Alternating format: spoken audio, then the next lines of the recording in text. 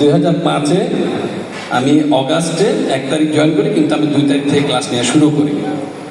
তা আসলে তখন কম্পিউটার শিক্ষা ছিল, টিচার বেশি থাকতো না। আমাকে আসছি, ম্যাডাম আমাকে মুকুল বড়ুয়া স্যার, মুকুল স্যারকে দিয়ে আমাকে নিচতলায়, তখন আমাদের 4th ক্লাসের ক্লাস হতো, সেখানে পাঠিয়েছিল। তো প্রথম 1 মাস কিন্তু ম্যাডাম আমাকে এভাবে, সেকেন্ড টাইম মনে রশিদুল নবী স্যারকে দিয়ে পাঠিয়েছিলেন আরেকদিন।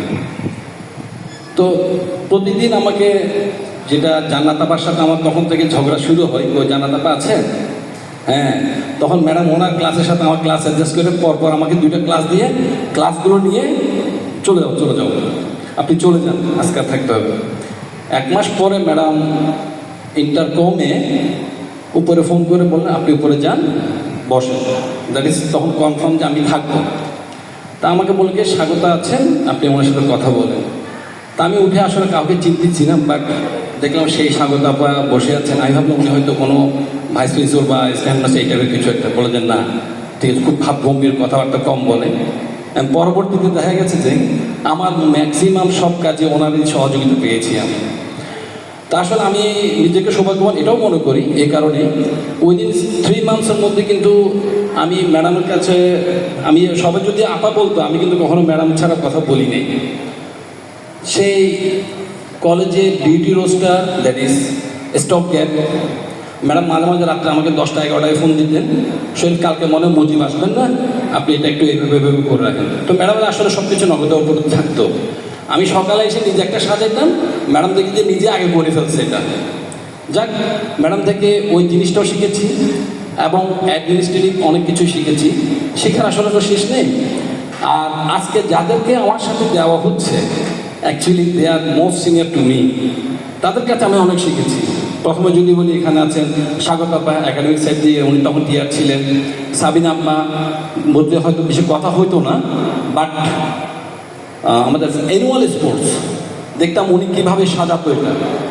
টিঙ্কু স্যারের কথা বলার দরকারই নাই, যে কোনো 21 ফেব্রুয়ারি হোক, 26শে মার্চ হোক, উনি দেখতাম দেখে অ্যারেঞ্জমেন্ট করে যেভাবে হোক জিনিসটা ম্যানেজ করে। যেটা বলতো আর কি কিছুক্ষণ আগে, যে ম্যাডাম আমাকে দিয়ে সব করাই নিত, আমরা সেরকম দেখতাম। তারপরে তাহের ভাইয়ের সাথে আমার মাঝে মাঝে খুবই রাগ হতাম আমি। হঠাৎ দেখতাম যে কি আমার ক্লাস নাই, ওখানে পরীক্ষার সিট ফালাই দিছে। আরে এটা কি হইলো, বলে যে কিনা আজকে হয়েছে। তো ম্যাডাম বলতে আপনি বায়োলজি ল্যাবে চলে যান, আপাতত স্কুলে পরীক্ষা চলবে। তা আমি তো ম্যাডাম আমাকে একদিন আগে জানাইলে আমি একটু প্রিপারেশন দিতে পারতাম। তো আসলে এই ধরনের অনেক কিছু শিক্ষা আছে। এরপরে আমি আসলে মাহবুব স্যারকে পেয়েছি, তারপরে ব্রিগেডিয়ার জেনারেল মুসলিম স্যারকে পেয়েছিলাম, এবং লাস্ট আমাদের প্রিন্সিপাল হিসাবে আমি লেফটেন্যান্ট কর্নেল মনিরুল ইসলাম স্যারকে পেয়েছি। তা আসলে সবার কাছ থেকে আমি অ্যাডমিনিস্ট্রেটিভ বলেন, একাডেমিক বলেন, অনেক কিছু শিখেছি। তো যার কারণে হয়তো নিজেকে আজকে এক জায়গায় প্রতিষ্ঠিত করার জন্য কি বলে সৎ সাহস নিয়েছি। যদি এত কিছু না শিখতাম, তাহলে বিশেষ আমি এখানে প্রায় 19 বছর 6 মাস, একদম 19.5 বছর কিন্তু এখানে জব করে গেছি। তো এর মধ্যে এত কিছু শিখে না শিখলে হয়তো আমি সেই সাহসটা করতাম না, যে একটা স্কুল অ্যান্ড কলেজের মতো জায়গায় যেখানে কি সারাদিন আমার সাথে কি করতে হয়, ডিসি বা এডিসি অথবা পুলিশ কমিশন আমাদের সাথে থাকতে হয়, এরকম সাহস তো করতে পারতাম। যাক, আলহামদুলিল্লাহ, আল্লাহ তাআলা এখন ভালো রাখছে, সেটা আসলে আপনাদের দোয়া। তো আসলে শেখার কিছু শেষ নেই। আমি আসলে যে কোনো জায়গায়, আর ম্যাডামের গাইডেন্স তো অবশ্যই দিল, কারণ প্রথম 2 দিন আমি কিন্তু আসলে বাংলা মিডিয়ামে কখনো ক্লাস নিই নাই। তো আমি আসতাম, একটা ক্লাস নিয়ে আসলে ম্যাডাম বলতে, আবার যান, পানি খাবেন একটু, পানি। আর ম্যাডামের কথা বাসায় কিছু কথা না বললো, এখানে মোস্তফা স্যার আছেন, টিঙ্কু স্যার ওই ঝর্ণা রানের কথা বললো, তো দেখতাম যে ঠিকই পেয়ারও ছিল আমাদের। তো ম্যাডাম কিন্তু ঠিক সময় মতো ওই যে জামাল ভাই বললো কোথায় আছেন এটা জানে। তো ম্যাডামও জানে যে কি শরীর কোথায় থাকতে পারে এখন, অথবা মোস্তফা কোথায় থাকতে পারে, জামাল কোথায়, তো ওনাকে নিজের উপস্থিত ছিলেন। তো উনি সেইভাবে ঝর্ণাকে নাইলে ওই পেয়ারকে পাঠাতেন। আসলে উনি সব কিছুকে নিজের নজরে করেছিলেন, আর রুটিন ওনার মুখস্থ ছিল। আর আমাদের বর্তমান রেক্টর স্যারের ব্যাপারে যদি বলি, জামান স্যার যেটা বলেছেন, স্ট্রেট ডিসিশন, এবং এটা নেগেটিভে যাওয়ার উপায় থাকে না, কিন্তু এটা ডিসিশন ইজ ডিসিশন, এবং এটাকে কী করবো নি পজিটিভে নিয়ে আসবে। কিন্তু এটা স্যার থেকে অনেক ভালো একটা জিনিস শিখেছি আমি। এবং স্যার, আমি এখান থেকে যাওয়ার আগে স্যার আমাকে অনেক কিছু টিপস দিয়েছে, থ্যাংক ইউ স্যার। এগুলো আমি আস্তে আস্তে কাজে লাগাচ্ছি আর অ্যাডমিনিস্ট্রেটিভ জায়গায়। তো আসলে আর মুজিব স্যার কিছু বলে গেছে, তখন আমি যদি 2005-06, the students was very notorious and talented. তাদেরকে ট্যাকেল করা নিজেকে গিয়ে ওদের থেকে আরও 10 গুণ আগায় রাখা দরকার। এখনকার স্টুডেন্টদেরকে সেরকম কষ্ট করতে হয় না, কিন্তু এখন তাদেরকে যা বলিস তারা সেটাই মেনে নেয়। কিন্তু তখনকার স্টুডেন্ট খুবই ট্যালেন্টেড ছিল, তারা খুবই দুষ্ট ছিল কিন্তু। তো যাই হোক, আমরা সেভাবে তখন অনেক আন্তরিকতা ছিল আসলে। এই যে স্যাররা যেটা বলে নিজেরা পোস্টার লাগাইছে, নিজেরা কিন্তু ট্রিটমেন্ট নিয়েছে, আমি অনেক কিছু শুনেছি। আমরা আসলে কি বলবো এটাকে, ফল পেয়েছি, কিন্তু গাছটা কিন্তু ওনারা লাগিয়েছে। মানে উন্নতির দিকে আমরা কিন্তু কি ইসমানীকে সবাই সেরকমই স্মরণ করেছি। তো এখন তখন কিন্তু আমি দেখতাম টিচাররা মানে খাতা করতো অনেক। যেমন স্বাগত আপা যদি বলি, উনি 9-এর ক্লাস টিচার ছিলেন, প্লাস কলেজেও ক্লাস নিতেন। নুরজাহান আপা একই অবস্থায় ছিলেন, জান্নাত আপা ছিলেন। ওনাদেরকে মাঝে মাঝে চেহারা দেখতাম না আমি, যখন বসতো উপরে খাতার তুষ। আমার মনে হয় স্কুলে এখানে যারা আছেন পুরোনো তারা সবাই একই অবস্থা, কিন্তু বড় বড় খাতা ছিল, সবার সামনে খাতা থাকতো, সবাই খাতাগুলো কাটতো।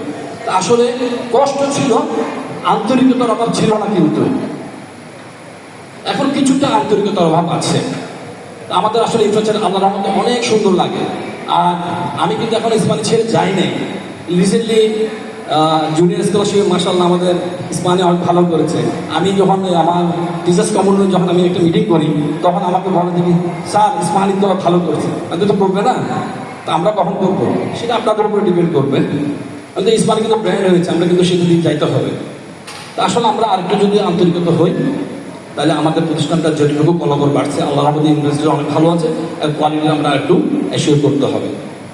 আচ্ছা, লাস্ট ওয়ান যেটা তাহের কথাই বলি, আসলে সেই 2005 থেকে ম্যাডামের সাথে একাডেমিক বলেন, অ্যাডমিনিস্ট্রেটিভ বলেন, ম্যাডামের একটা নোটিশ বই ছিল, নোটিশ খাতা, সেটাতে আমরা নোটিশ লিখে লিখে ক্লাসগুলোতে ফেলতাম। তারপরে অ্যাডমিনিস্ট্রেটিভ বলেন, তো সব কিছু আসলে কি আমরা নিজেরা কি বলে এটাকে শিখছি যে কোনো জায়গায়। তো আমি আশা করছি যে ইসমানীতে থাকাকালীন as a teacher, as a mentor বলি, আমি যদি বলি স্টুডেন্টদের মেন্টর বলি, বিভিন্ন কমিটিতে কিন্তু আমি ছিলাম। শুধু তো এক্সাম কমিটি বলি, অ্যাডমিশন কমিটি বলি সেটা না, কো কারিকুলার অ্যাক্টিভিটি বলি, ম্যাক্সিমাম সব জায়গায় ছিলাম। তো সব জায়গায় মোটামুটি সব টিচারদের সাথে আমার কি হয়েছে, উঠা বসা হয়েছে। তো কারো মনে যদি ন্যূনতম কষ্ট দিয়ে থাকি, আমি আশা করবো সবাই আমাকে মাফ করবে। আসেন, আমি দাবি রাখছি, আর আমি কিন্তু প্রতিদিন রাত্রে সবাইকে মাফ করে দিয়েছি। আমি কারো প্রতি কিছু রাখি নেই, কারণ এখানে সুখের স্মৃতিতে আমি সবসময় রাখতে চাই, দুঃখের স্মৃতি আমি রাখতে চাই না। সেইটাই আমি আশা করবো যে সবাই আমাকে অন্তঃস্থল থেকে মাফ করে দিবেন, যাতে কি আমার বিশেষ করে আমি আমার একটা মহোদয় প্রিন্সিপাল স্যার যারা আছেন, কারণ প্রতিষ্ঠানে আইসি হেড বলেন বা যে কোনো হোক, অনেক কিছুকে নিজে ইউজ করতে হয়েছে, সেটা পার্সোনাল প্রতিষ্ঠানিক হোক, পার্সোনালভাবে ইউজ করছি, সেগুলোর জন্য আমাকে একটু মাফ করে দিন। কারণ আপনারা হচ্ছেন কি টপ, আপনারা সব কিছু করলে হয় না, ব্যক্তিগতভাবে আপনারা সবাইকে আমাকে সেভাবে মাফ করে দেবেন। আর সবচেয়ে বড় কথা, প্রোডাক্ট অফ আইপিএসসি আমি একটা জায়গায় গিয়েছি, আমি যাতে আমার সুনাম রাখা মানে ইসমানী সুনাম রাখা। তো সুতরাং আপনারা আমাকে সেই দোয়া করবেন, যাতে কি আমি নিজের যোগ্যতাটা ঠিকভাবে ফুটিয়ে তুলতে পারি, এবং আমার প্রতিষ্ঠান যেটা আছে এখন সেটাতে যাতে আমি করলে আমার সেটা উন্নতি হওয়ার মানে কি আমার নিজের সুনাম, পাশাপাশি আমার ইসমানী পাবলিক স্কুলের সুনাম। তো আবারও পরিশেষে সুন্দর একটা অনুষ্ঠান করার জন্য আমি আমার লেক্টর স্যার, প্রিন্সিপাল স্যার এবং যারা এর সাথে সহযোগী ছিলেন তাদের সবাইকে আন্তরিকভাবে কৃতজ্ঞতা জানাচ্ছি। আর সবার চাইতে লাস্টে না বললেই না, কষ্ট অনেক করা হয়েছে আমার সময়। ফার্স্টে আমরা মনে হয় অফিস সহকারী হিসাবে কম্পিউটার অপারেটর হিসেবে আমি কৌশিক নিয়োগ পেয়েছি, তারপর আস্তে আস্তে অনেকে পেয়েছে। এখানে সবার সাথে কিন্তু আমার বন্ডিং আছে, তো তাদের কথা না বললেও না হয়। আসলে একটা প্রতিষ্ঠানে আমরা টিচার হয়তো আমরা ক্লাসরুমে যাই, কিন্তু ক্লাসরুম পরিষ্কার করা থেকে শুরু করে, সেটা রেজিস্ট্রেশন থেকে শুরু করে, ফর্ম ফিল আপ থেকে শুরু করে, 3rd and 4th ক্লাসের অবদান কিন্তু অস্বীকার্য। একটা আমাদের সুইপার যে আছে তারও কিন্তু অবদান অনেক বিষয়। তো সবাইকে আমি আমার ধন্যবাদ জানাচ্ছি। তো আসলে প্রতিষ্ঠানের উন্নতি কামনা করছি। আর আসলে কীর্তিমান এখন কতটুকু কীর্তিমান করছি আল্লাহ জানে, এটা দিয়েছেন ধন্যবাদ, সেটা আমাদের আসলে স্টুডেন্টদের জাজ করতে আমাদের জন্য।